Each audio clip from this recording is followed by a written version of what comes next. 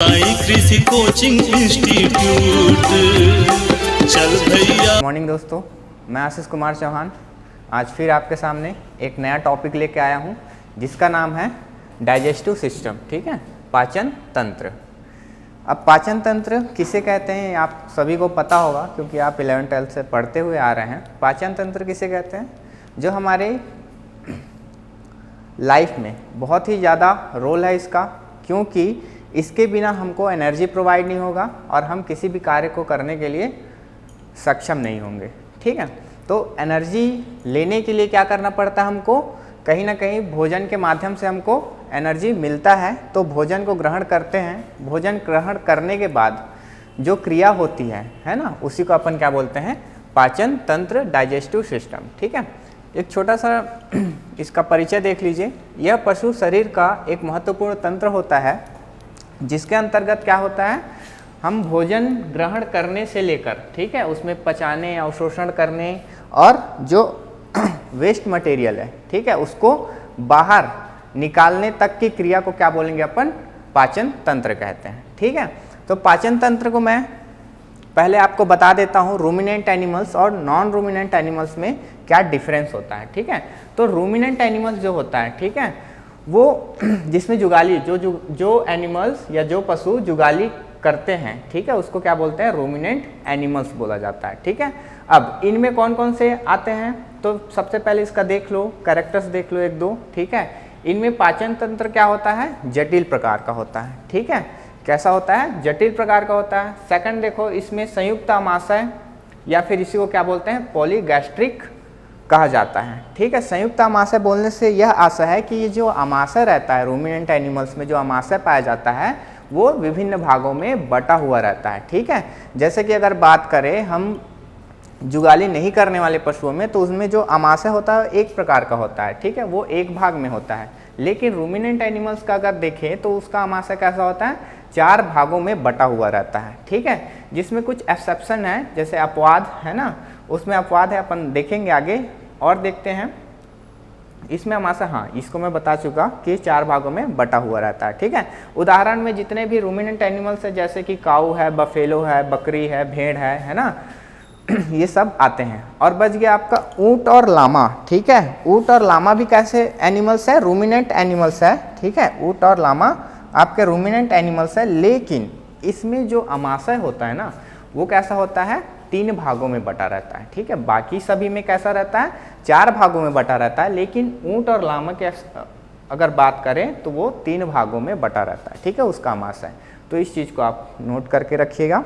ठीक है, उसके बाद नॉन रूमिनेंट एनिमल्स में अगर अपन बात करें तो इसमें जो पाचन तंत्र है, डाइजेस्टिव सिस्टम है, वो कैसा? सिंपल होता है, सरल प्रकार का होता है। ठीक है, और इसमें जो आमाशय है वो कैसा रहता है? मोनोगैस्ट्रिक, मतलब मोनो मतलब एक होता है। ठीक है, और पॉली मतलब बहुत होते हैं। ठीक है, तो मोनो मतलब एक, गैस्ट्रिक, ठीक है, मोनोगैस्ट्रिक। ठीक है, आमाशय कैसा होता है? एक भाग में रहता है। ठीक है, एक ही भाग का होता है। इसमें जैसे कि 4 भागों में होता है, इसीलिए इसको क्या बोलते हैं? पॉली बोलते हैं, एक या एक से अधिक।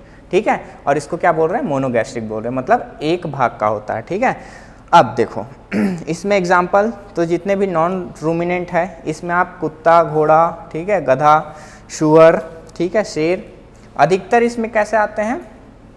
आपके जितने भी बोल सकते हैं शेर हो गया, जितने भी जो मांस खाते हैं, ठीक है, जो मांस खाते हैं वैसे एनिमल्स किस में आएंगे? नॉन रूमिनेंट एनिमल्स में आते हैं। और जो घास फूस खाने वाले ये सब जो हरे चारे खाते हैं, वो सब एनिमल्स कैसे होते हैं आपके? तो रूमिनेंट एनिमल्स होते हैं। ठीक है, उसके बाद अपन आगे देखते हैं। तो देखो, इसको मैं 2 भागों में बांट चुका हूँ। ठीक है, पहला है प्राइमरी डाइजेस्टिव सिस्टम, जिसको हम बोलेंगे मुख्य पाचन तंत्र, और दूसरा है आपका सहायक पाचन तंत्र, ऑक्सिलियरी डाइजेस्टिव सिस्टम। ठीक है, तो इस चीज़ को आपको ध्यान रखना है। उसके बाद देखते हैं अपन कौन कौन से पार्ट्स है इसके। ठीक है, मुख्य पाचन तंत्र के तो अपन को देखना है, पहला है माउथ, ठीक है, दूसरा है फेरिंग्स, तीसरा है इसोफेगस, चौथा है स्टमक, और 5वां है आपका स्मॉल इंटेस्टाइन, और 6ठा है आपका लार्ज इंटेस्टाइन। ठीक है, और 7वां है आपका एनस। ठीक है, उसके बाद यहीं पे अपन बात करते हैं सहायक पाचन अंग के, तो उसमें आएगा आपका सलाइवरी ग्लैंड, ठीक है, लार ग्रंथि जिसे बोलेंगे, सेकंड आएगा आपका लीवर और थर्ड आएगा आपका पैंक्रियाज, ठीक है। तो सबसे ज़्यादा रोल किसका होता है, तो आपका मुख्य पाचन अंग का होता है, लेकिन इनके बिना ये कोई काम का नहीं, ठीक है, क्योंकि जितने भी एंजाइम्स होते हैं, ठीक है, वो यहीं से मिलते हैं, ठीक है, और बिना एंजाइम के पाचन क्रिया असंभव है। जहाँ पे एंजाइम नहीं है वहाँ पे पाचन क्रिया संभव नहीं है, और जहाँ पे एंजाइम उपस्थित है वहाँ पे पाचन क्रिया संभव है। इस चीज़ को आपको याद रखना है, ठीक है। उसके बाद आगे अपन देखते हैं। तो देखिए ये आपका काऊ का क्या है, डाइजेस्टिव सिस्टम है, इसको अपन एक नज़र देख लेते हैं, ठीक है। तो यहाँ पे देखियो, यहाँ पे इसका माउथ है, ठीक है, माउथ में ही क्या रहता है, सलाइवरी ग्लैंड रहता है, ठीक है। सलाइवरी ग्लैंड जो रहता है वो 3 भागों में बटा रहता है, इसको भी अपन देखेंगे आगे, ठीक है। उसके बाद आता है फेरिंग्स। फेरिंग्स एक ऐसा जगह है, ठीक है, फेरिंग्स एक ऐसा जगह है जहाँ पे आपका भोजन वाली नली और आपका जो सांस लेने वाली जो नली है, ठीक है, जो भोजन किया जाता है वो वाली नली और जो जहाँ से सांस लिया जाता है वो नली आपस में आके मिलती है, ठीक है। उसको एक कॉमन नली बोल सकते हैं अपन, ठीक है, जहाँ पे वायु नली और आपका भोजन नली आकर मिलता है। उसके आगे अगर बढ़ते हैं तो हमको मिलता है ईसोफेगस, ठीक है, ईसोफेगस। अब ईसोफेगस का क्या काम है, तो आगे अपन एक एक करके देखते जाएंगे। आप बस एक बार डायग्राम अपने आँखों में अच्छे से सोच लीजिए, ठीक है, उसके बाद अपन आगे बढ़ेंगे, ठीक है। यहाँ पे ईसोफेगस है, रूमेन है, ठीक है, ये स्टमक है, टोटल इसको अपन बोल सकते हैं स्टमक, ठीक है। उसके बाद ये आपका यहाँ तक स्टमक है, यहाँ से लेकर यहाँ तक आपका स्टमक है, ठीक है। उसके बाद इंटेस्टाइन है जिसमें स्मॉल इंटेस्टाइन है, ठीक है। फिर यहाँ से स्टार्ट होता है आपका लार्ज इंटेस्टाइन और ये आपका फिर एनस, ठीक है, ये आपका फिर क्या हो जाता है एनस, जहाँ से वेस्ट मटेरियल बाहर निकल जाता है, ठीक है। उसके बाद जो ओमेजम है, ठीक है, ये आपको शायद नहीं दिख रहा होगा, मैं यहाँ पे लिख दे रहा हूँ, ठीक है, ओमेजम, ठीक, ये ओमेजम है, ठीक है। तो इसको अपन एक एक करके जानेंगे, ठीक है। पहले अपन देख लेते हैं माउथ के बारे में, फिर उसके बाद फेरिंग्स के बारे में, फिर ईसोफेगस के बारे में। फेरिंग्स आपको नहीं दिख रहा होगा, वो जस्ट यहाँ पे रहता है, ठीक है।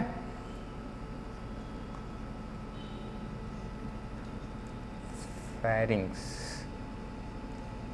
ठीक, और ये तो आपको पता ही होगा, ये है माउथ, ठीक है। ये आपका सबसे पहले अपन देखेंगे माउथ, फेरिंग्स, फिर ईसोफेगस, फिर आपका स्टमक जो यहाँ से लेकर यहाँ तक है, आपका रूमेन से लेकर एबोमेजम तक, ठीक है। उसके बाद अपन देखेंगे स्मॉल इंटेस्टाइन, फिर आपका लार्ज इंटेस्टाइन, उसके बाद एनस, ठीक है। तो अपन आगे देखते हैं।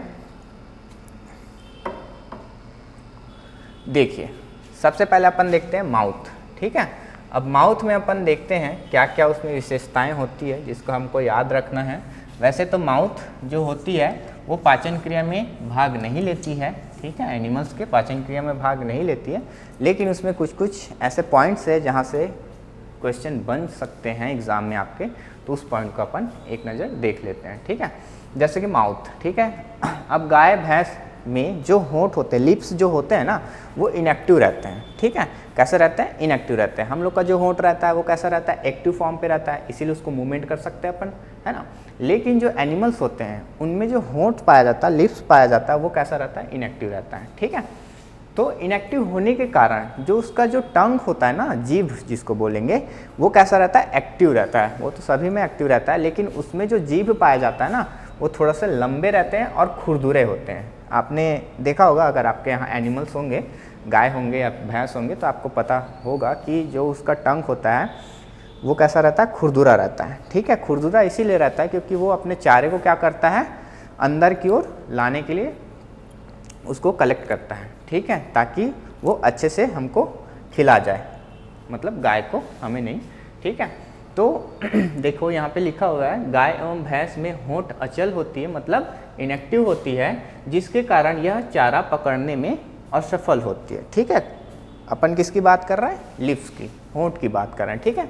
वो क्या होती है, इनएक्टिव होती है, अचल होती है, और चारा पकड़ने में क्या होता है, असफल होता है, ठीक है। उसके बाद देखें तो चारा को मुंह के अंदर ले जाने के लिए, जैसे कि मैं अभी बताया आप लोग को, है ना, कि चारा को मुंह के अंदर ले जाने के लिए फिर क्या अब होंठ तो इनएक्टिव है, तो उसके लिए क्या है, चारे को अंदर ले जाने के लिए, तो उसका टंग है, ठीक है, जीभ है, जो उसको क्या करता है, चारे को अंदर ढकेलती है, ठीक है।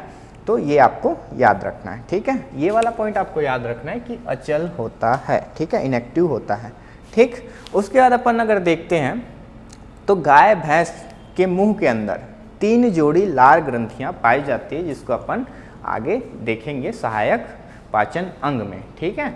तो यहाँ पे अपन सबसे पहले ये देख लेते हैं कि जो लार ग्रंथियां होती है, ठीक है, यहाँ से क्वेश्चन यही पूछ सकता है कि प्रतिदिन पशु द्वारा लार की मात्रा कितनी निकाली जाती है, ठीक है। तो आपको याद रखना है 100 से 200 लीटर के आसपास क्या निकलता है प्रतिदिन, उसमें से सलाइवा निकलता है, ठीक है, लार, ठीक है, जिसको हम लार बोलते हैं, सलाइवा। और किससे निकलता है, तो सलाइवरी ग्लैंड, लार ग्रंथि, जो कितने होते हैं लार ग्रंथि, 3 जोड़ी होते हैं, ठीक है, जिसके बारे में अपन आगे पढ़ेंगे, ठीक है। तो बस इस पॉइंट को आपको याद रखना है। उसके बाद इसके लार में क्या होता है, सोडियम बाइकार्बोनेट होता है, ठीक है। अब सोडियम बाइकार्बोनेट की बात करें तो कैसा होता है, बेसिक नेचर का होता है, ठीक है। इसीलिए जो लार पाई जाती है पशुओं में वो कैसी हो जाती है, बेसिक नेचर की हो जाती है, क्षारीय प्रकृति की हो जाती है, जिसका पीएच अगर बात करें हम तो पीएच कितना हो जाता है, 8.0, है ना। 8.0 से 8.5 तक हो सकता है, लेकिन अपन को 8.0 लेकर चलना है, ठीक है। और प्रकृति पूछेगा तो आपको याद रखना है कि क्षारीय प्रकृति की होती है, और पीएच बात करें तो याद रखना है आपको 8.0, ठीक है। अगर बोले प्रतिदिन कितना लार निकलता है ना, प्रतिदिन कितना सलाइवा निकलता है एक पशु से, तो आपको याद रखना है 100 से 200 लीटर, ठीक है। इस चीज़ को आपको याद रखना है। उसके बाद जुगाली करने वाले जो पशु होते हैं, ठीक है, जैसे मैं शुरू में आपको बताया कि जो जुगाली करने वाले एनिमल्स रहते हैं, पशु रहते हैं, ठीक है, रूमिनेंट एनिमल्स जो होते हैं, उनमें जो माउथ पाया जाता है वो पाचन क्रिया में भाग नहीं लेती है। क्यों नहीं लेती है, तो आपको याद होगा मैं बोला, सबसे शुरू बोला था कि जहाँ पे एंजाइम प्रेजेंट रहेगा वहीं पे पाचन क्रिया होगा, जहाँ पे एंजाइम प्रेजेंट नहीं रहेगा वहाँ पे पाचन क्रिया नहीं होगी, ठीक है। अगर एंजाइम उपस्थित है तो पाचन क्रिया होगी, अगर नहीं है तो नहीं होगी, ठीक है। इस चीज़ को आपको याद रखना है। तो इसके माउथ में क्या एंजाइम्स प्रेजेंट रहते हैं, उपस्थित रहते हैं, तो नहीं रहते हैं, ठीक है। तो इसको आपको याद रखना है, ठीक है। अब इसमें क्या है, एंजाइम उपस्थित नहीं रहने के ही कारण पाचन क्रिया में ये भाग नहीं ले पाती। कौन, माउथ, ठीक है, किसका, एनिमल का। कौन सा एनिमल का, तो रूमिनेंट एनिमल का, ठीक है। इस चीज़ को भी आपको याद रखना है, ठीक है। उसके बाद देखो जो लार की जो बोल सकते हैं मात्रा है, ठीक है, लार की जो मात्रा है उसको कौन प्रभावित करता है, तो जैसे कि अगर हम बात करें, हम लोग खुद इंसान मनुष्य अगर मिठाई देख ले या फिर कुछ खट्टा चीज़ इमली देख ले तो क्या होता है, ऑटोमेटिक क्या होता है, लार निकलने लग जाता है।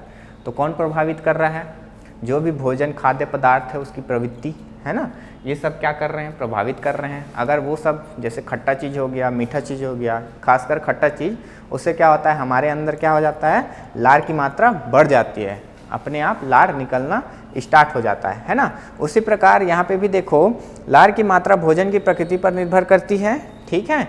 जब पशुओं के द्वारा अधिक अम्लीय, ठीक है, क्या अधिक अम्लीय या फिर कठोर पदार्थ खाया जाता है। कठोर पदार्थ बोलने से, अगर हम कठोर पदार्थ खा रहे हैं और अगर हमारे मुंह से लार नहीं निकलेगा तो क्या वो अंदर जाएगा, नहीं जाएगा। इसी क्रिया को करने के लिए क्या करता है, माउथ जो मुंह होता है वहाँ से जो लार ग्रंथि जो पाया जाता है वो क्या करता है, लार श्रावण करने लग जाता है, सीक्रेट करने लग जाता है, ठीक है। इसी कारण कौन कौन प्रभावित करता है, अधिक अम्लीयता, भोजन की अधिक अम्लीयता, सूखापन, कठोरपन, है ना, ये सब क्या करता है, लार की मात्रा को प्रभावित करता है, ठीक है। यहाँ पे देखो एक छोटा सा नोट्स है, ठीक है, वैसे तो ठीक है, याद रखिएगा इसको भी, ठीक है। जुगाली न करने वाले नॉन रूमिनेंट एनिमल्स, ठीक है, जुगाली नहीं करने वाले पशु में क्या होता है, टाइलिन नामक एंजाइम पाया जाता है। कहाँ पे, तो माउथ पे, ठीक है। और इसी कारण अगर मैं बोला था जहाँ पे एंजाइम है वहाँ पे पाचन क्रिया स्टार्ट है, तो जो टाइलिन होता है वो क्या करता है, सेल्यूलोज का पाचन करता है, ठीक है। तो ये नॉन रूमिनेंट एनिमल्स में प्रेजेंट रहता है, जिसके कारण उनके मुख से ही पाचन क्रिया स्टार्ट हो जाती है, ठीक है, तो इस चीज़ को भी आपको याद रखना है। ठीक है, आगे अपन देखते हैं।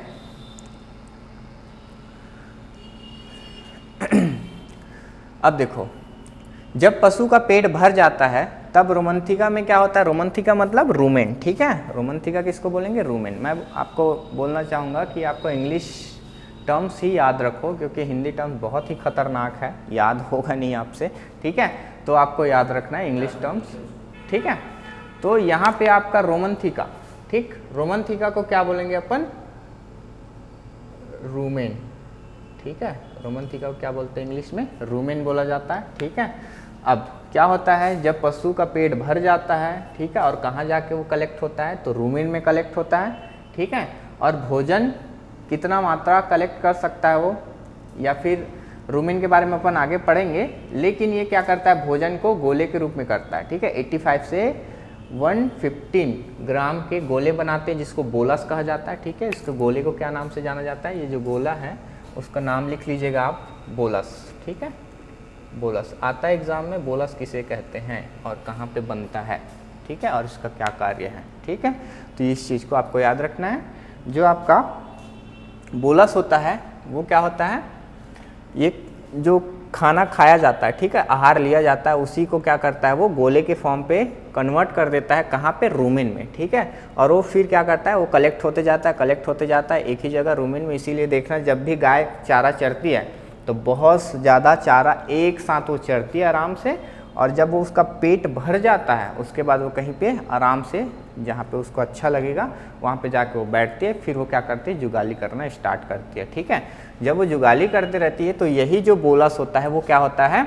रूमेन से फिर कहाँ पे आता है? माउथ में आता है। ठीक है, और फिर उस बोलस को अच्छे से फिर चबाया जाता है, फिर उसको रूमेन में भेजा जाता है। ठीक है, इसको अपन आगे देखेंगे, मैं बस जस्ट आपको बता रहा हूँ कि क्या होता है। ठीक है, अब देखो, ग्रास नली में इसोफेगस से होते हुए 3 सेकंड में क्या होता है? पुनः मुंह में पहुंच जाता है। मतलब जो बोलस होता है रूमेन से 3 सेकंड में कहाँ पहुंच जाता है? वो माउथ में पहुंच जाता है, उसके मुख में पहुंच जाता है। ठीक है, और गोले को मुंह में लगभग 50 सेकंड तक क्या करता है? चबाया जाता है, और फिर उसमें लार मिलाकर 1 से 5 सेकंड में अमाशय में पहुंचा दिया जाता है। ठीक है, ये टाइम जरूरी नहीं है आपको याद रखना है बोल के, बस आपको याद रखना है कि बोलस क्या होता है। ठीक है, और बोलस कहाँ पे बनता है।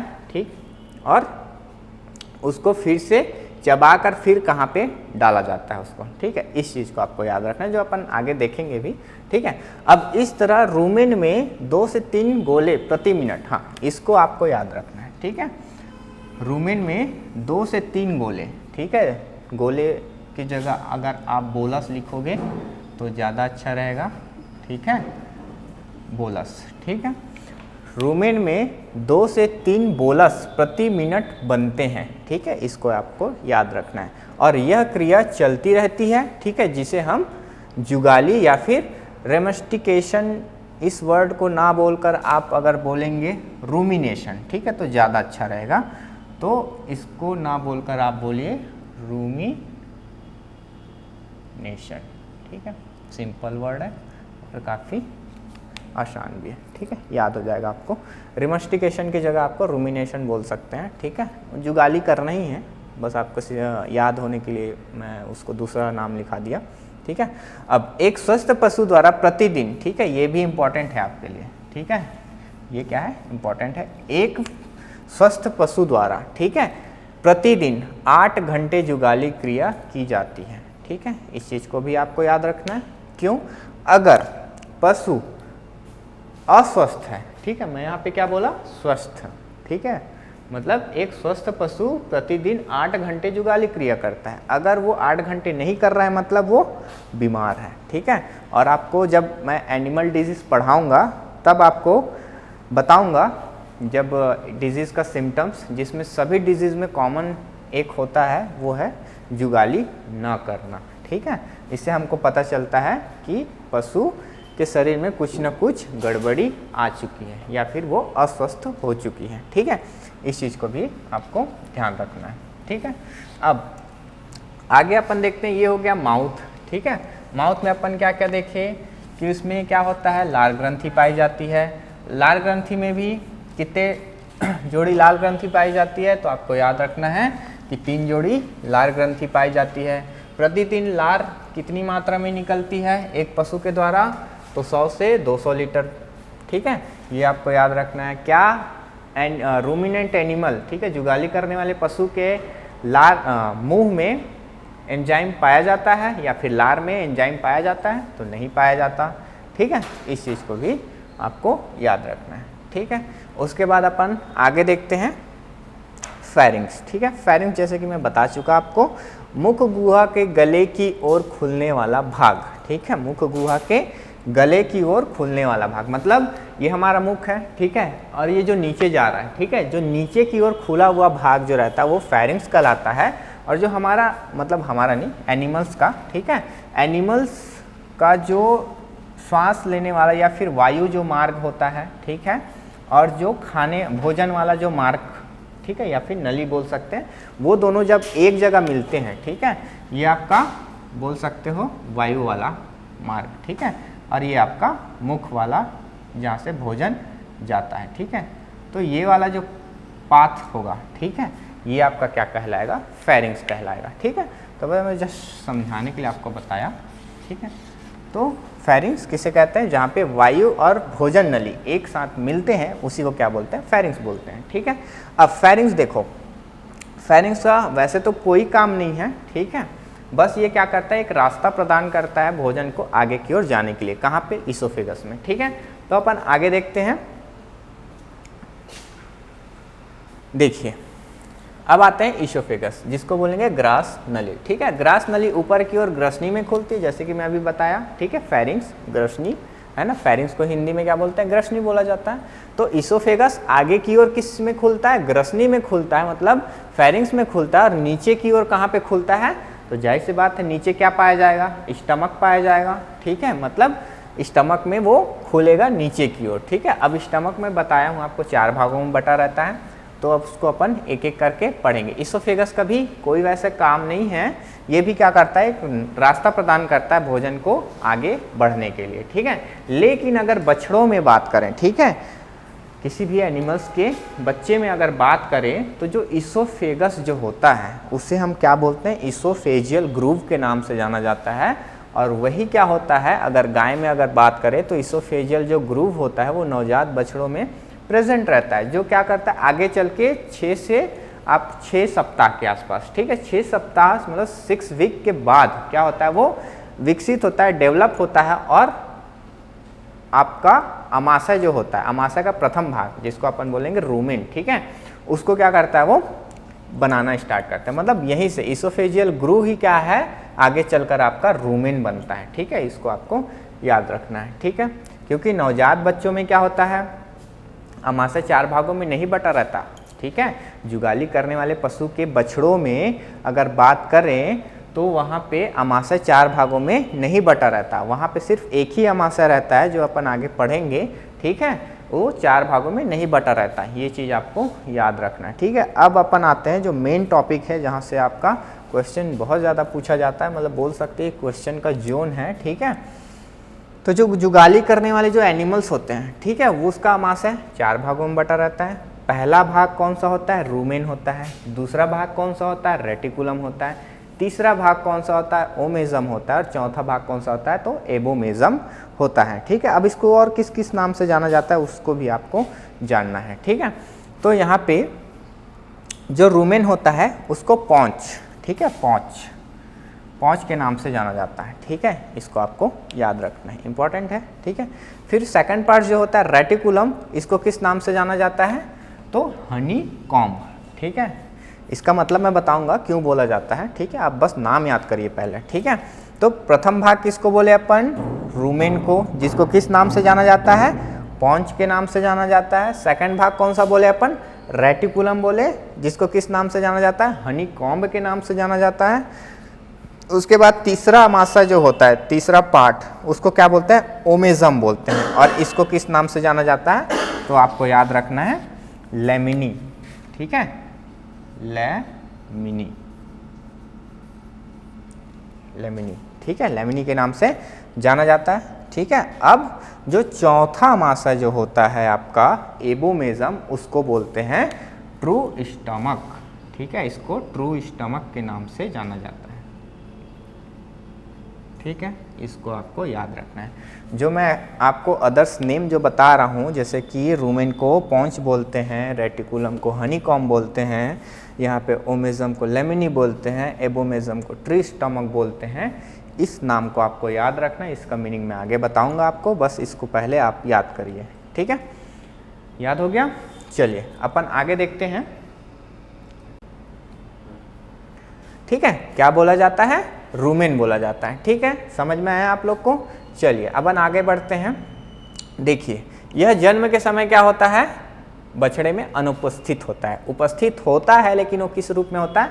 ईसोफेगस ग्रूव के फॉर्म पे रहता है। ठीक है, अब इसका निर्माण कब होता है? तो मैं बताया आपको 4 से 6 सप्ताह जब हो जाता है तो जो ईसोफेगस रहता है वो क्या होता है? विकसित होता है और किस रूप में आ जाता है? वो रूमेन के फॉर्म पे आ जाता है। ठीक है, तो इस चीज़ को आपको, ये इंपॉर्टेंट लाइन है, आपको याद रखना है। ठीक है, उसके बाद इस भाग में किसी भी प्रकार का पाचन ग्रंथि नहीं पाया जाता। ठीक है, गैस्ट्रिक ग्लैंड नहीं पाया जाता। ठीक है, तो इसमें जाहिर सी बात है, पाचन ग्रंथि नहीं है मतलब पाचक रस नहीं है, और पाचक रस नहीं है मतलब उसमें एंजाइम अनुपस्थित है। ठीक है, और जहाँ पे एंजाइम नहीं पाया जाता वहाँ पे पाचन क्रिया नहीं होती है। ठीक है, इस चीज़ को भी आपको याद रखना है। अगर पूछता है एग्जाम में, क्या रूमेन में पाचन ग्रंथि पाई जाती है? नहीं पाई जाती। क्या रूमेन में पाचक रस पाया जाता है? नहीं पाया जाता है। क्या रूमेन में एंजाइम प्रेजेंट होते हैं?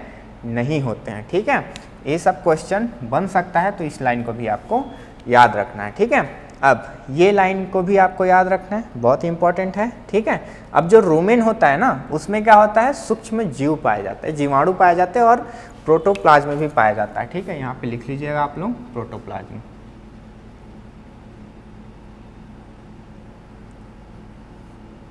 ठीक है, क्या पाया जाता है? जीवाणु एवं प्रोटोप्लाज्म प्रेजेंट रहते हैं, जो क्या करते हैं? किण्वन क्रिया। ठीक है, किण्वन को इंग्लिश में क्या बोलते हैं? फर्मेंटेशन।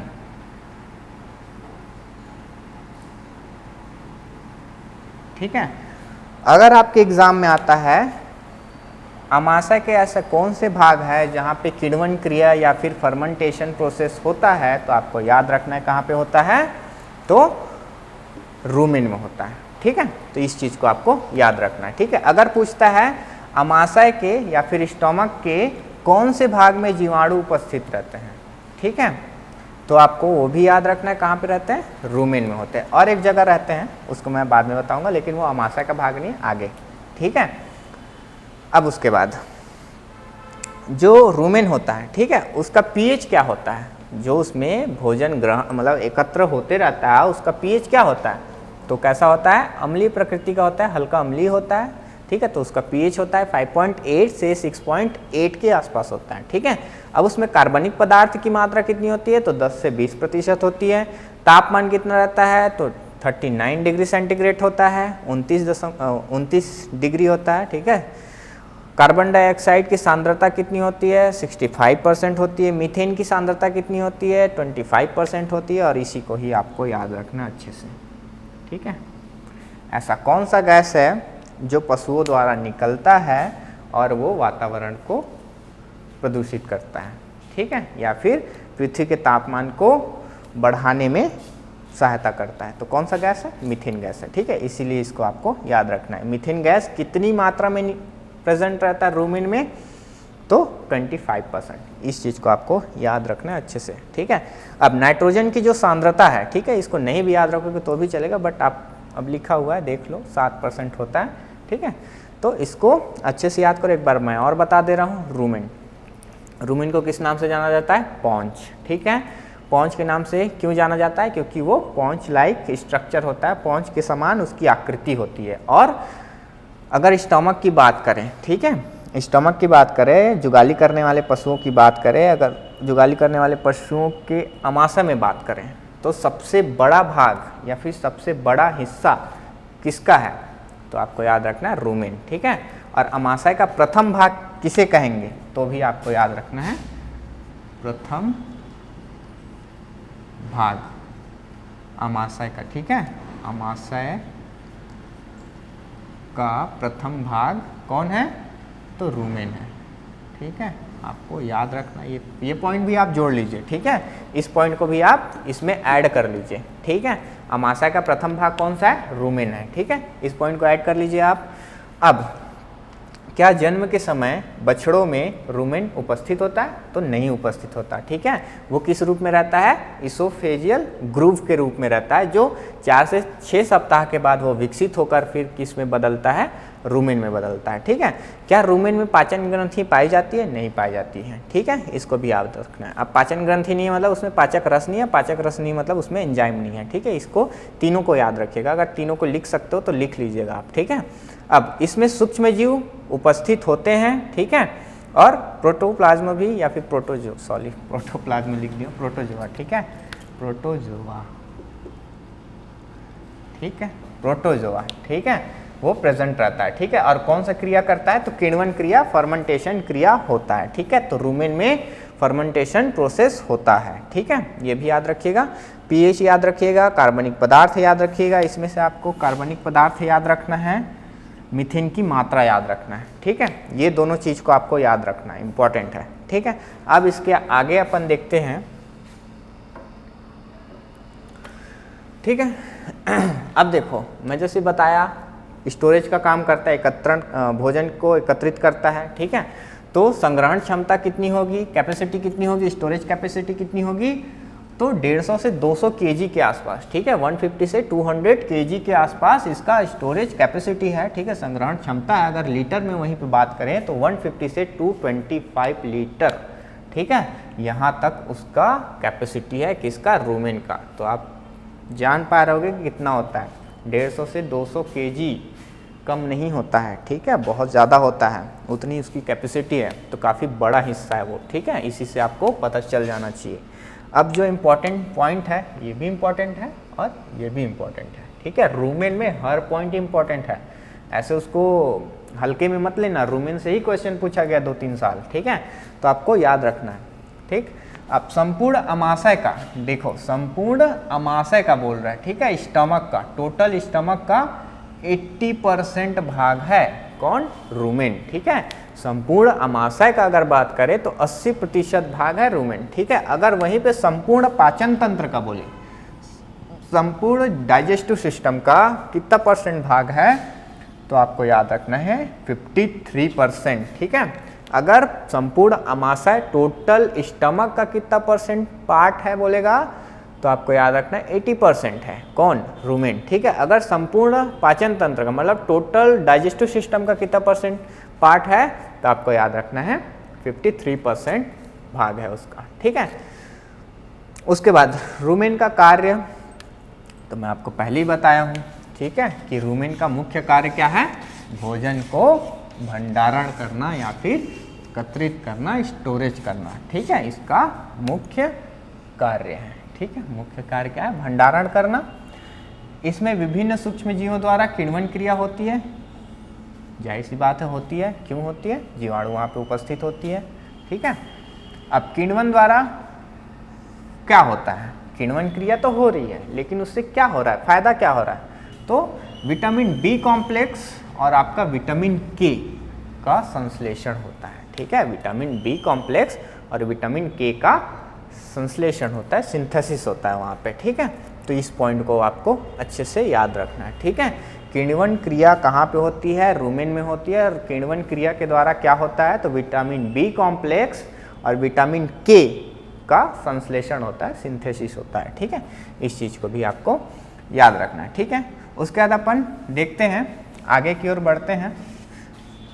समझ में आया होगा आपको अच्छे से रुमेन, ठीक है। एक एक पॉइंट के ऊपर मैं बताते जा रहा हूँ आप लोग को, बस आपको याद रखते जाना है, ठीक है। नोट्स आपको मिल जाएंगे, बशर्ते आप जो मैं एक्स्ट्रा पॉइंट बताते जा रहा हूँ उसको आप नोट करिएगा, ठीक है।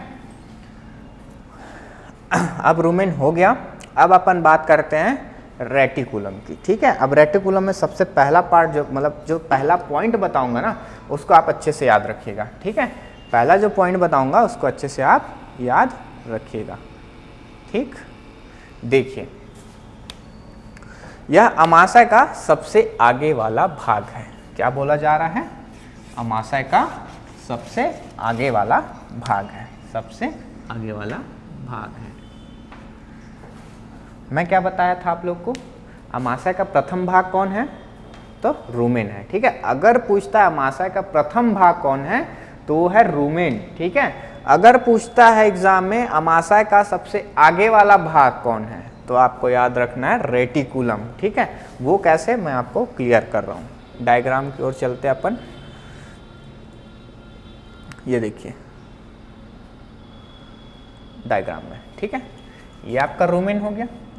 ठीक है, सबसे बड़ा भाग और पहला भाग। ठीक है, लेकिन अगर हम बात करें कि सबसे आगे की ओर कौन सा है तो आपको दिख रहा होगा ये है रेटिकुलम। ठीक है, तो आपको पता चल रहा है कि सबसे सामने कौन है तो रेटिकुलम है, लेकिन प्रथम भाग कौन सा है तो रूमेन है। ठीक है, जब बनता है बछड़े में, जब बनना स्टार्ट होता है, क्योंकि बछड़ा जब रहता है जन्म के समय, जब बछड़े में एक ही स्टमक पाया जाता है वो एबोमेजम रहता है, बाकी सब यहाँ से लेकर यहाँ तक इसोफेगस रहता है, जिसको हम इसोफेगस ग्रूव के नाम से जाना जाता है। ठीक है, तो आपको याद रखना है सबसे पहले रूमेन बनता है, फिर रेटिकुलम बनता है, फिर ओमेजम बनता है, और एबोमेजम तो बना ही रहता है पहले से। ठीक है, इसीलिए इसको प्रथम भाग बोला जाता है और इसको सामने वाला भाग बोला जाता है। ठीक है, इसमें आपको कंफ्यूजन नहीं होना है। ठीक है, आगे की ओर अपन देखते हैं।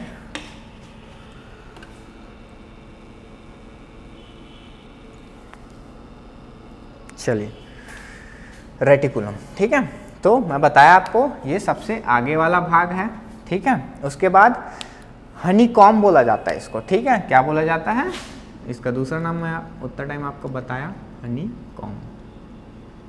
क्यों बोला जाता है, तो इसका जो स्ट्रक्चर रहता है ना वो आपके मधुमक्खी के छत्ते के समान होता है, इसी कारण इसको क्या बोला जाता है, रेटिकुलम को हनीकॉम्ब के नाम से जाना जाता है। ठीक है, मधुमक्खी के छत्ते के समान होता है।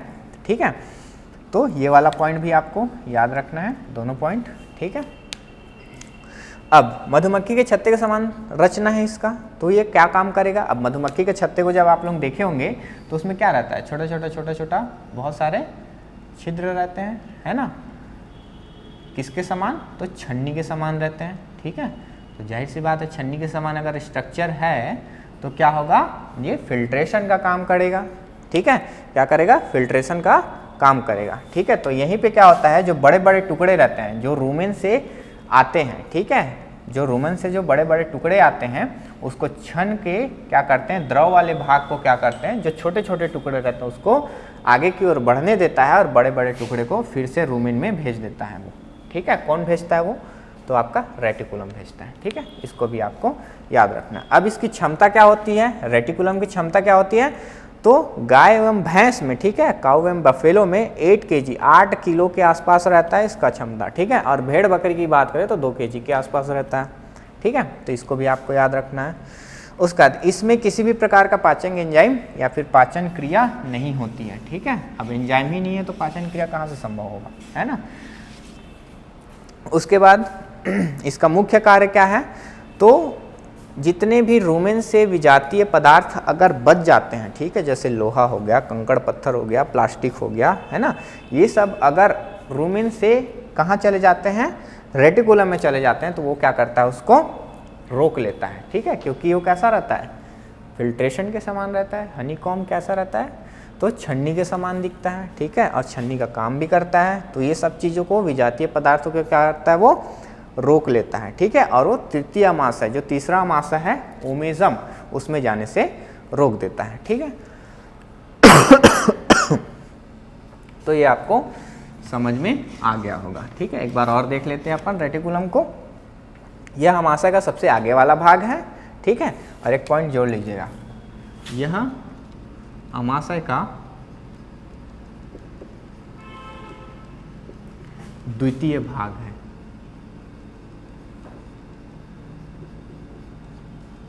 ये पॉइंट को नोट कर लीजिएगा इसके जस्ट बाद। ठीक है, तो अपन देख लेते हैं, ये सबसे आगे वाला भाग है, यह अमाशय का द्वितीय भाग है।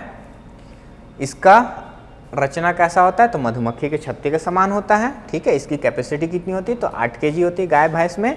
भेड़ बकरी में आपका गोट एंड शीप में कितना होता है, तो 2 kg होता है। ठीक है, और हाँ, ये पॉइंट तो मैं भूल गया आपको बताना, यह भाग जो होता है, जो रेटिकुलम होता है पूरे अमाशय का, टोटल स्टमक का कितना परसेंट होता है, तो 5%, ओनली 5% होता है, ठीक है। रूमिन कितना था, 80%, ठीक है, 80% था वो, तो काफ़ी बड़ा है, ये काफ़ी छोटा है, ठीक है। तो ये क्या करेगा, आपको याद रखना इसका मुख्य कार्य क्या है, जितने भी विजातीय पदार्थ है, जो लोहा है, कंकड़ पत्थर है, प्लास्टिक है, वो सबको क्या करेगा, तीसरा आमाशय में जाने से रोक देता है, ठीक है, छनने का काम करता है, ठीक है। तो इस चीज़ को भी आपको याद रखना है। अभी तक पाचन क्रिया स्टार्ट नहीं हुआ है, आपको याद रखना है, ठीक है। पाचन क्रिया अभी तक स्टार्ट नहीं हुआ है। अपन माउथ देख लिए, फेरिंग्स देख लिए, इसोफेगस देख लिए, रूमिन देख लिए, रेटिकुलम देख लिए, अभी तक पाचन क्रिया स्टार्ट नहीं हुआ है। इस चीज़ को आपको ध्यान रखना है, ठीक है। इसीलिए यहाँ पे मैं लिख दिया हूँ, पाचन नहीं होती है, ठीक है। आपको ध्यान रखना है इस सब चीज़ को, ठीक है। तो अपन आगे देखते हैं।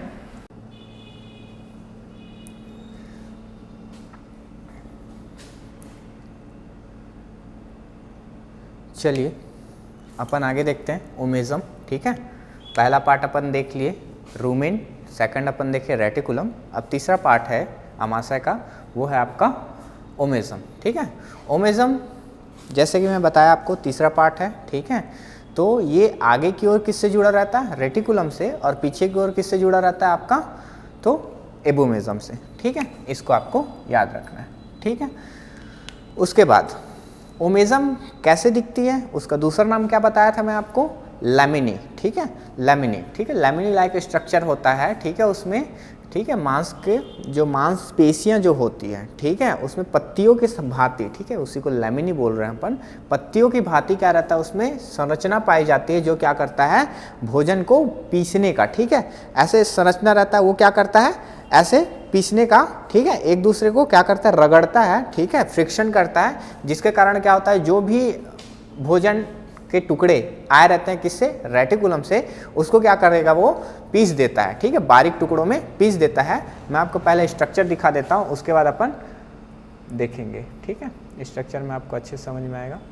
देखिए यहाँ पे है ओमेजम, ठीक है, मैं यहाँ पे आपको अलग से लिख दे रहा हूँ, नहीं दिख रहा होगा वो, ओमेजम, ठीक है, ओमेजम। इसमें क्या रहता है, तो ऐसे, ठीक है,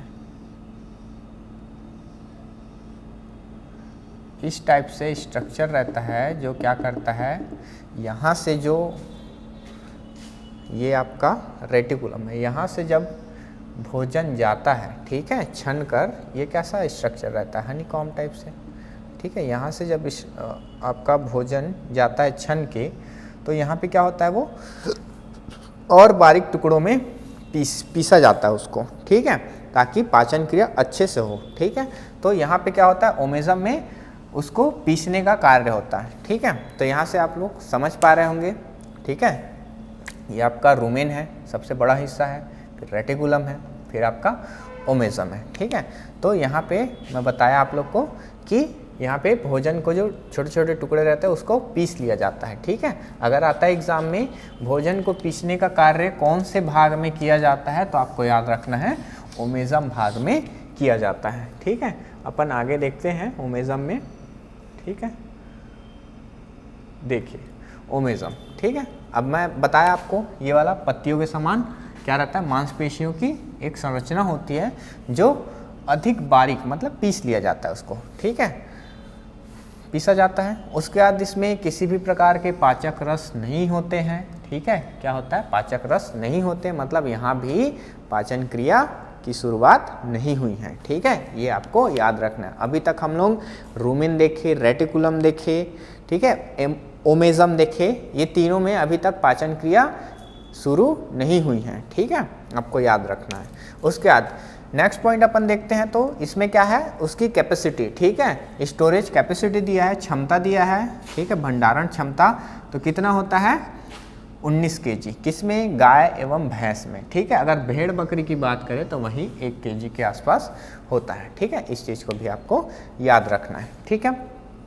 उसके बाद ये संपूर्ण भाग का, ठीक है, अगर अमाशय के संपूर्ण भाग की बात करें तो ये 7 से 8% रहता है। वहीं पे अगर हम रुमेन की बात करते हैं तो रुमेन कितना था संपूर्ण अमाशय का 80% और संपूर्ण पाचन तंत्र की अगर बात करें तो 53% था, ठीक है, 53% था, ठीक है। उसके बाद अपन रेटिकुलम देखें तो रेटिकुलम कितना भाग है, कितना प्रतिशत भाग है, कितना परसेंट भाग है उसका आपका स्टोमक का, तो आपको याद होगा 5%, ठीक है, 5%, ठीक है, भाग है किसका, स्टमक का। और ओमेजम की बात करें तो 7 to 8%, 7 से 8% भाग है किसका, अमाशय का, ठीक है। तो इस चीज़ को आपको याद रखना है, ठीक है।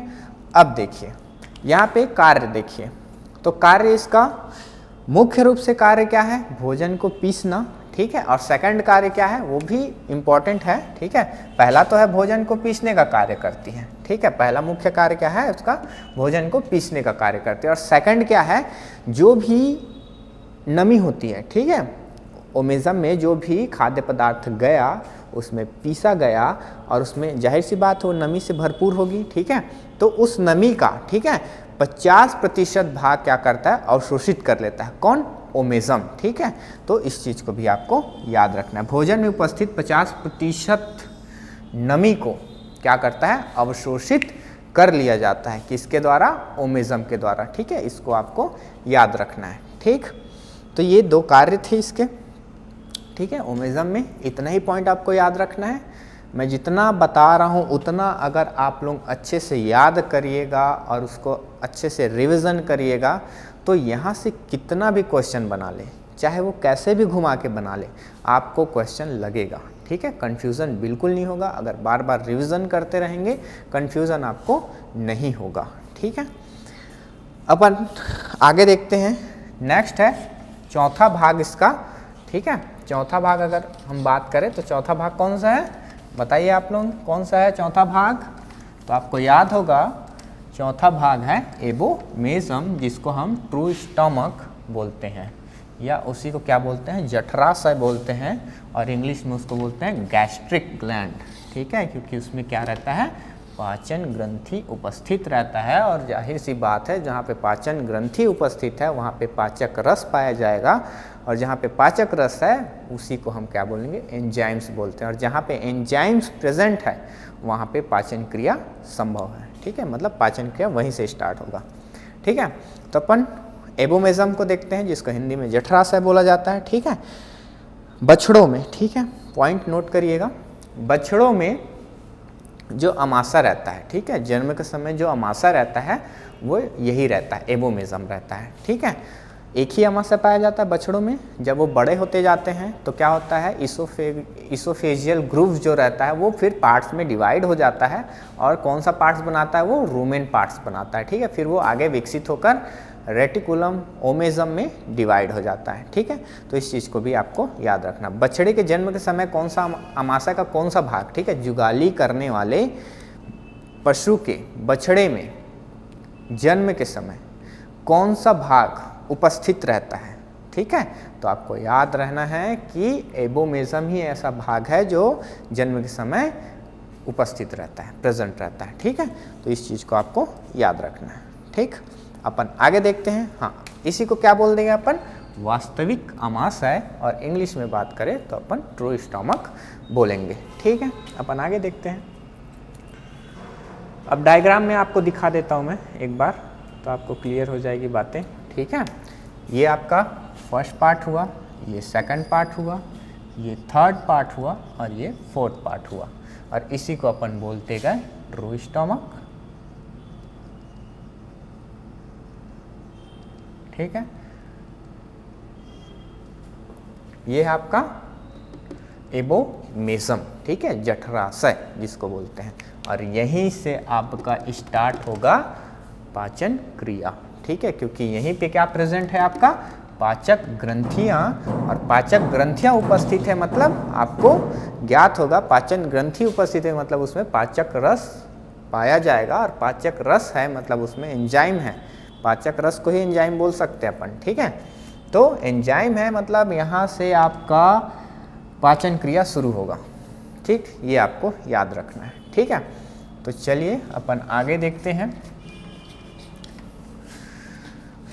एक एक पॉइंट पे काम करना है हमें और एक एक चीज़ को याद करते जाना है। हम कोशिश करेंगे कि हमको क्लास में ही सभी चीज़ें याद हो जाए ताकि हमको बाद में कम मेहनत करना पड़े। बाकी आपके ऊपर है कि आप कितने बार उसको रिवीजन कर रहे हैं। जितने ज़्यादा रिवीजन करेंगे उतना ज़्यादा कन्फ्यूज़न दूर होगा और उतना ही आपका कॉन्फिडेंस बढ़ेगा। ठीक है, अगर कॉन्फिडेंस अच्छा रहेगा तो एग्ज़ाम में क्वेश्चन आपके अच्छे लगेंगे। ठीक है, तो अपन आगे देखते हैं। इस अमाशय में जैसे कि मैं बताया, ठीक है, पाचक ग्रंथि मतलब जठर ग्रंथियाँ जिसको बोलते हैं। ठीक है, एग्ज़ाम में अगर पूछेगा जुगाली करने वाले पशुओं के अमाशय के कौन से भाग में जठर ग्रंथियाँ पाई जाती है, गैस्ट्रिक ग्लैंड प्रेजेंट रहता है, तो आपको याद रखना है कि कहाँ पाया जाता है, एबोमेजम में पाया जाता है क्या, गैस्ट्रिक ग्लैंड। ठीक है, जठर ग्रंथियाँ जो क्या करता है, जठर रस का श्रावण करता है, पाचक रस का श्रावण करता है। ठीक है, इस चीज़ को आपको याद रखना है। ठीक है, उसके बाद देखो जठर रस में क्या क्या प्रेजेंट रहता है। एग्जाम में पूछा गया क्वेश्चन, जठर रस में आपका क्या क्या प्रेजेंट रहता है। तो सबसे पहला हाइड्रोक्लोरिक एसिड HCl जिसको बोला जाता है। ठीक है, HCl प्रेजेंट रहता है। एंजाइम्स प्रेजेंट रहता है। कौन कौन से एंजाइम प्रेजेंट रहते हैं, तो आपके रेनिन और पेप्सिन। मैं जो बोल रहा हूँ उसको याद करिए, क्या क्या प्रेजेंट रहता है जठर रस में।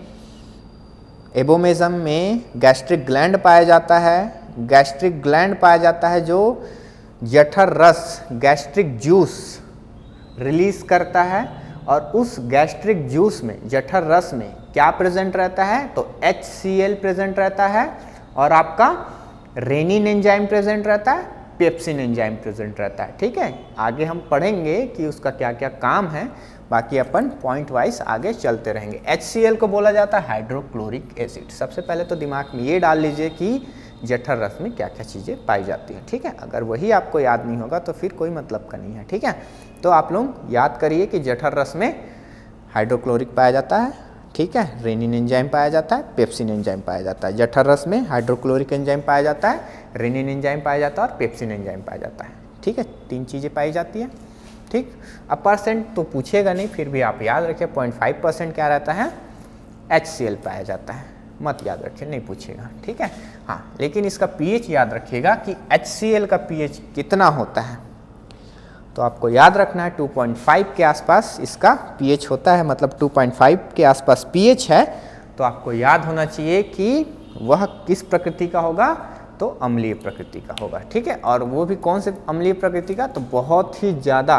ठीक है, बहुत ज़्यादा अम्लीय प्रकृति का होगा भाई, क्योंकि ये 2 से लेकर 2.5 तक इसका pH है।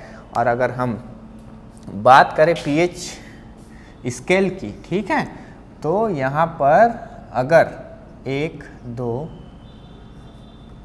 3 4 5 6 7 8 9 10 11 उधर 12 14 तक रहता है। ठीक है, ये आपका 7 सेंटर पॉइंट है।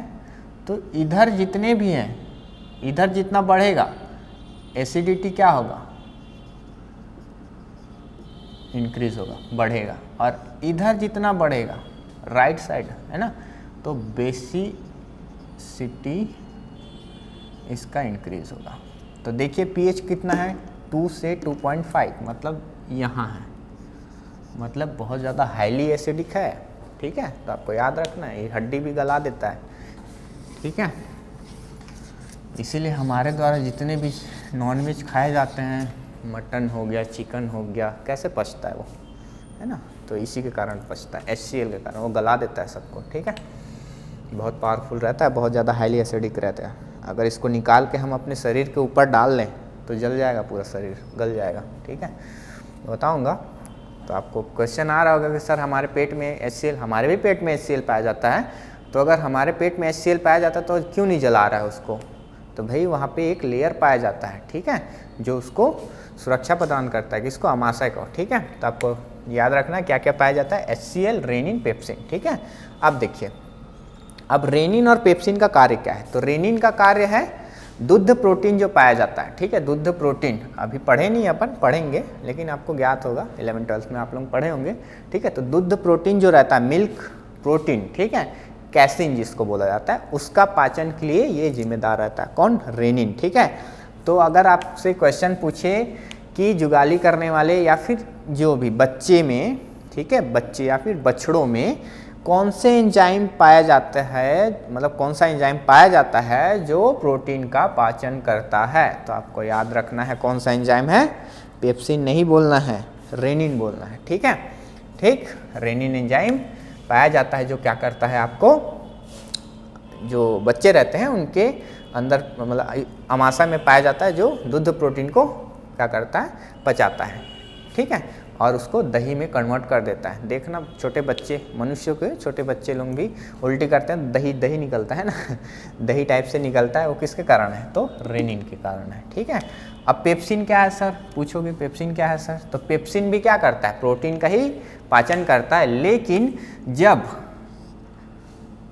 बच्चे मतलब बछड़ा जब रहता है तो उसमें रेनिन पाया जाता है। जब वो अडल्ट होते जाता है, मतलब बड़ा होते जाता है, तो ये रेनिन ख़त्म होते जाता है, मतलब इसकी मात्रा कम होते जाती है और इसकी मात्रा बढ़ते जाती है। तो जब एक एडल्ट हो जाता है एनिमल या फिर कोई भी मनुष्य भी एडल्ट हो जाता है, तो फिर रेनिन एंजाइम रहता है, बहुत कम रहता है, लेकिन पेप्सिन ज़्यादा एक्टिव हो जाता है। ठीक है, तो इस चीज़ को आपको याद रखना है कि रेनिन और पेप्सिन किस चीज़ का पाचन करता है, तो प्रोटीन का पाचन करता है। कौन से प्रोटीन का, तो दुग्ध प्रोटीन का। और दुग्ध प्रोटीन कौन सा है, तो कैसिन है। ठीक है, बस इसको याद रखिएगा।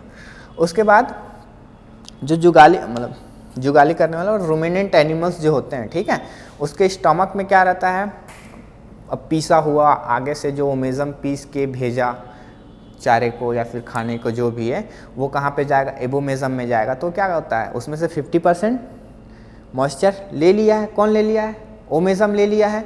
तो आपको सीधा सीधा ये आ रहा होगा दिमाग में कि 50% वो मॉइस्चर ले लिया है, तो मतलब बहुत ज़्यादा गाढ़ी, मतलब लुगदी टाइप से क्या होगा, वो बचा रहेगा उसमें भोजन। ठीक है, उसी को हम क्या नाम देंगे, काइम। ठीक है, अगर पूछे काइम कहाँ पाया जाता है या भोजन की लुगदी कहाँ पाया जाता है, तो 2 जगह पाया जाता है।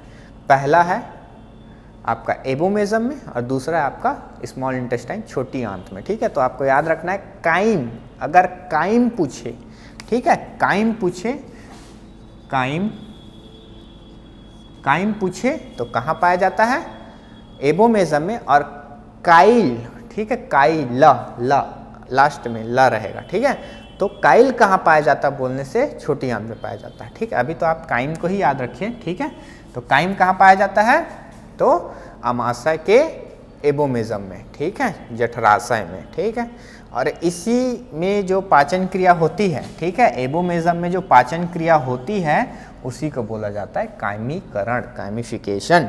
ठीक है, कायमीकरण कहा जाता है किसमें, एबोमेजम में जो पाचन क्रिया होती है। ठीक है, याद रखिएगा जुगाली करने वाले पशुओं में पाचन क्रिया कहाँ पे स्टार्ट होता है, तो एबोमेजम में होता है। ठीक है, इस चीज़ को अच्छे से याद करिएगा आप लोग। ठीक, अब आगे अपन देखते हैं, हाँ, कैपेसिटी। ठीक है, स्टोरेज कैपेसिटी अगर बात करें तो गाय एवं भैंस में 23 केजी के आसपास और भेड़ एवं बकरी में 3 केजी के आसपास रहता है इसका क्षमता। ठीक है, अब देखना कई एनिमल्स क्या करते हैं, वोमिटिंग कर देते हैं, उल्टी कर देते हैं, हमारे द्वारा भी वोमिट कर दिया जाता है ना। तो अगर एनिमल्स की बात करें, खासकर रूमिनेंट एनिमल्स का, तो जो अमाशय का एबोमेजम जो भाग होता है ना, वही क्या करता है, सहायता करता है उल्टी करने में। ठीक है, इसको भी याद रखिएगा तो रख लीजिए, नहीं तो मत याद रखिएगा। ठीक है, उतना ज़रूरी नहीं है ये। उसके बाद ये पॉइंट को अच्छे से याद रखिएगा, अमाशय का कितना प्रतिशत भाग है एबोमेजम, तो 7 से 8% भाग है उसका। ठीक है, उसके बाद एबोमेजम का पूर्ण विकास कितने दिनों में हो जाता है, तो 1 माह का जब हो जाता है बछड़ा, तब उसमें क्या होता है, एबोमेजम पूर्ण विकसित हो जाता है। ठीक है, पूर्ण विकसित हो जाता है। ठीक, इतना पॉइंट को आपको याद रखना। मैं एक बार और रिवाइज करा दे रहा हूँ आप लोग को। एबोमेजम को ट्रू स्टोमक बोला जाता है, सत्य अमाशय कहा जाता है। ठीक है, ये बात सबसे पहला भाग। अब ठीक है, सबसे पहला पॉइंट याद रखिएगा, ट्रू स्टोमक कहा जाता है। सेकेंड पॉइंट, ये बछड़े के जन्म के समय उपस्थित होता है, मतलब बछड़ों में उपस्थित रहता है। ठीक है, उसके बाद तीसरा चीज़, इसमें पाचन क्रिया शुरू होती है क्योंकि इसमें गैस्ट्रिक ग्लैंड पाचन ग्रंथियां पाई जाती है, जठर ग्रंथि जिसको बोला जाता है। ठीक है, अब उस जठर ग्रंथि में क्या निकलता है, जठर रस, ठीक है, गैस्ट्रिक जूस निकलता है। उसमें क्या पाया जाता है, तो 3 चीज़ें पाई जाती है, HCl हाइड्रोक्लोरिक एसिड और आपका रेनिन एंजाइम और पेप्सिन एंजाइम। ठीक है, हाइड्रोक्लोरिक एसिड का pH कितना होता है, 2 से 2.5 तक होता है। ठीक है, उसके बाद रेनिन का अगर पूछे तो रेनिन क्या करता है, दुग्ध प्रोटीन का पाचन करता है। ठीक है, पेप्सिन क्या करता है, वो भी प्रोटीन का पाचन करता है। लेकिन अगर सीधा सीधा वहाँ पे मेंशन किया गया दुग्ध प्रोटीन का पाचन कौन करता है, तो आपको टिक किस में लगाना है, रेनिन में लगाना है। ठीक है, तो ये चीज़ें आपको याद होना चाहिए। अब एबोमेज़म में जो लुगदी होती है, भोजन की जो लुगदी होती है, उसको किस नाम से जाना जाता है, तो काइम कहा जाता है। ठीक है, और भोजन का पाचन अगर एबोमेज़म में हो रहा है तो उस क्रिया को किस नाम से जाना जाता है, तो कायमीकरण के नाम से जाना जाता है। ठीक है, इस चीज़ को भी याद रखिएगा। उसके बाद अगर स्टोरेज कैपेसिटी की बात करें तो एबोमेज़म में कितना रहता है स्टोरेज कैपेसिटी, तो आपका 23 kg के आसपास गाय भैंस में, और भेड़ बकरी में आपका 2 से 3 kg के आसपास रहता है। ठीक है, इसको याद रखिएगा। अब टोटल अमाशय का कितना % भाग है एबोमेज़म, तो आपको याद रखना 7 to 8%, 7 से 8% भाग है। ठीक है, उसके बाद पूर्ण विकास कब हो जाता है एबोमेज़म का, तो जब बछड़ा 1 माह का हो जाता है तब वो उसका पूर्ण विकास हो जाता है। ठीक है, चलिए